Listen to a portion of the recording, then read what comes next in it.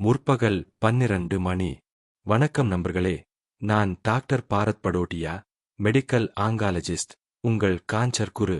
இன்றைக்கு எலும்பு புற்றுநோய், போன் கேன்சர் குறித்து பேசத் தொடங்குவதற்கு முன், முதலில் நான் உங்களுக்கு ஒரு முக்கியமான வித்தியாசத்தை தெளிவாக விளக்க விரும்புகிறேன். அது போன் கேன்சர் மற்றும் போன் லீஷன், இவை இரண்டு வெவ்வேறு விஷயங்கள். மக்கள் அடிக்கடி எனக்கு போன் செய்து, ஆன்லைன் கன்சல்டேஷன் செய்து, சார், எனக்கு போன் கேன்சர் இருக்கிறது என்று சொல்கிறார்கள். முற்பகல் 12 மணி 20 நிமிடம்.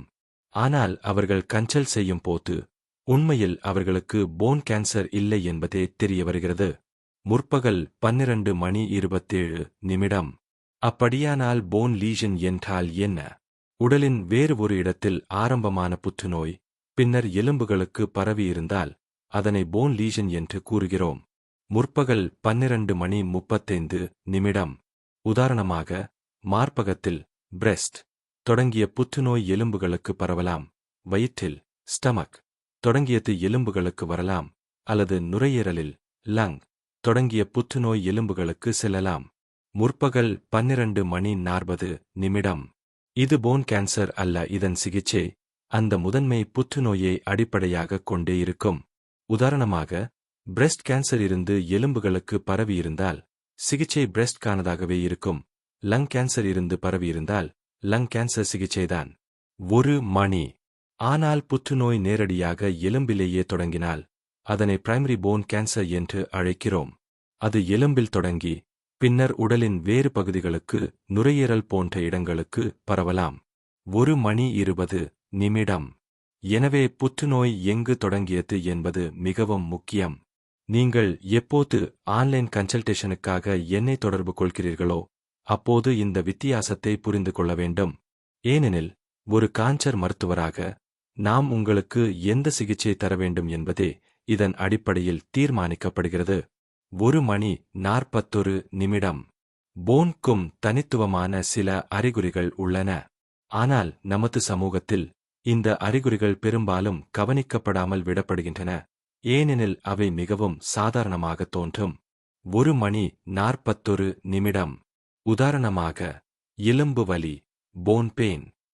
எலும்பில் வலி இருந்தாலே யாரும் எனக்கு கான்சர் இருக்கலாம் என்று நினைப்பதில்லை. வயது அதிகரிக்கும் போது வலி வரும், குழந்தைகள் வளரும் போதும் வலி வரலாம். 2 மணி 2 நிமிடம். இதனால் பல நோயாளிகள் மிகவும் தாமதமான நிலையில்தான் எங்களிடம் வருகிறார்கள். அந்த நேரத்தில் நோய் ஏற்கனவே முன்னேறி இருக்கும். இதை நீங்கள் தவிர்க்க வேண்டும். 2 மணி 7 நிமிடம். எந்த ஒரு வலியும் தொடர்ந்து அதிகரித்துக் கொண்டே இருந்தால் அதை அலட்சியம் செய்யக்கூடாது. கான்சர் வலி என்பது நாளுக்கு நாள் அதிகரிக்கும் தன்மை கொண்டது. தயவு செய்து மருத்துவரை அணுகுங்கள். குறைந்தது ஆன்லைன் கன்சல்டேஷனாவது செய்யுங்கள். 2 மணி 22 நிமிடம். அடுத்த முக்கியமான அறிகுறி ஸ்வெல்லிங், வீக்கம். எலும்பின் உள்ளே தொட்டு பார்க்கும்போது இயல்பில்லாத ஒரு கடினமான கட்டி போல உணர்ந்தால் அதை கவனிக்க வேண்டும்.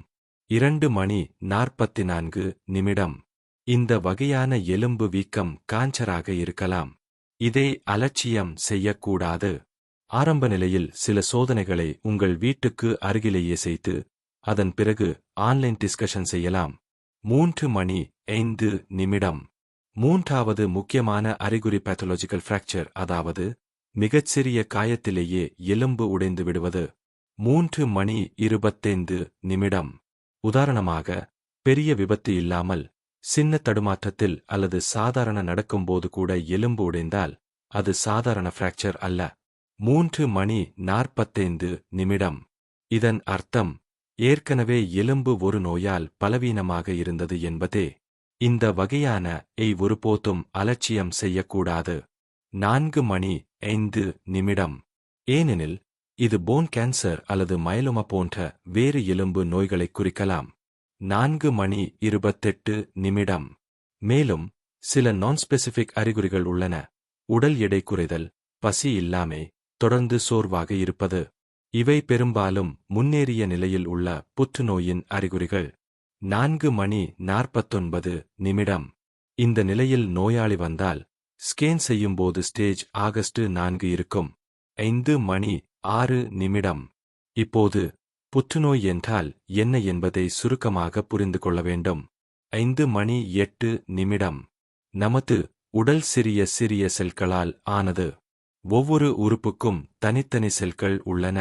5:31 ஒவ்வொரு செல்லிலும் நியூக்ளியஸ் உள்ளது. அதில் DNA இருக்கும். வில் குறிப்பிட்ட வரிசையில் அமினோ ஆசிட்கள் A, G, C அமைந்துள்ளன. 5:52 இந்த இயல்பான வரிசை மரபணு காரணங்கள், கதிர்வீச்சு, உணவு அல்லது வேறு காரணங்களால் பாதிக்கப்பட்டால் அசாதாரண செல்கள் உருவாகி அது புற்றுநோயாக மாறலாம். 6:12 இதற்கான ரிஸ்கில் முக்கியமானது ஹெரிடிட்ரி ஜெனடிக் காரணங்கள். 6:21 ஒரே குடும்பத்தில் தலைமுறை தலைமுறையாக கான்சர் இருந்தால் அதை ஹெரிடிட்ரி கேன்சர் சிண்ட்ரோம் என்று அழைக்கிறோம். 6:42 போன்க்கும் சில குறிப்பிட்ட ஜெனடிக் சிண்ட்ரோம்ஸ் உள்ளன. உங்கள் குடும்பத்தில் 2 அல்லது அதற்கு மேற்பட்ட கான்சர் இருந்தால் மருத்துவ ஆங்காலஜிஸ்டை அணுக வேண்டும். 7:02 இன்றைக்கு எளிய இரத்த பரிசோதனை அல்லது சிறிய சோதனைகள் மூலம் இந்த ரிஸ்க் ஃபேக்டர் இருக்கிறதா என்று கண்டறிய முடியும். 7:23 மாற்ற முடியாது, ஆனால் அறிகுறிகளை ஆரம்பத்திலேயே கவனிக்க முடியும் என்பதே இதன் பயன். 7:43 இது குடும்ப உறுப்பினர்களுக்கும் முன்கூட்டியே எச்சரிக்கையாக இருக்கும். 8:29 மேலும் முன்பு ரேடியேஷன் அல்லது சில கீமோதெரபி பெற்றிருந்தாலும் போன் கேன்சர் அபாயம் அதிகரிக்கலாம். 9 போன்க்கு 3 முக்கிய வகைகள் உள்ளன: ஆஸ்டியோசார்கோமா, எவிங் சார்கோமா போன்றவை. 9:12 ஆஸ்டியோசார்கோமா பெரும்பாலும் நீளமான எலும்புகளில் கால் போன்றவற்றில் காணப்படும்.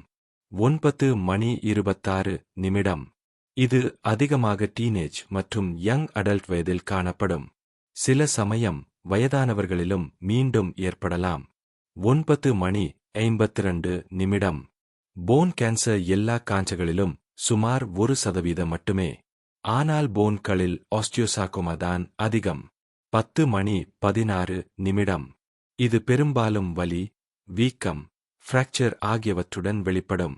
10:36 கன்க்ளூஷன் வலி, வீக்கம், ஃப்ராக்சர் ஆகியவற்றை அலட்சியம் செய்ய வேண்டாம். குறிப்பாக குழந்தைகள் அல்லது இளைஞர்கள் தொடர்ந்து வலியை புகாரளித்தால் அதை சாதாரணமாக நினைக்காதீர்கள். 10:57 குறைந்தது ஆன்லைன் கன்சல்டேஷன் செய்து சில அடிப்படை பரிசோதனைகளை உள்ளூரிலேயே செய்து குழப்பத்தை தீர்த்துக் கொள்ளுங்கள்.